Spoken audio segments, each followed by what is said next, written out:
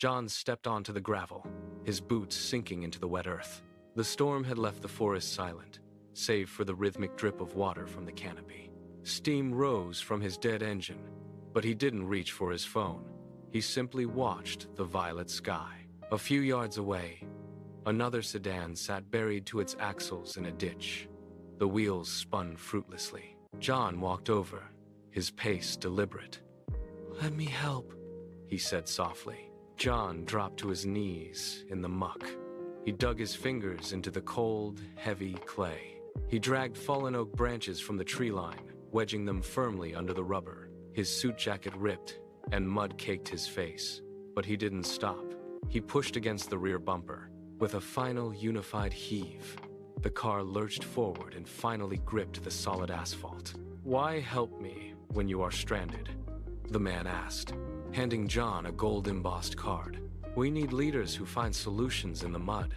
John watched the taillights fade, realizing his broken car was the key to his new life. John pushed through the glass doors, his stride confident on the polished marble. In the chairman's office, a prestigious contract slid across the mahogany desk. With a fluid motion, he signed his future away, unaware that his presence here was a miracle. Later, at the repair shop, the mechanic pointed to a jagged fracture in the fuel line. "Look at this," he muttered, wiping oil from his hands. "This was moments from rupturing. If you had been on the highway, the friction would have ignited this. You'd be in a fireball." John's breath hitched. He remembered the pouring rain yesterday, screaming at the sky. He had seen it as a cruel twist of fate, his lowest point. Now, the reality settled in. The breakdown had not been a failure. It was a barricade. Looking at his scarred knuckles, he realized the delay was a precise intervention. He stepped into the sunlight, finally understanding. The universe had not denied him. It had protected him. 30 years of relentless work had transformed John into a leader. On his desk sat a glowing glass egg, a silent witness to his long journey.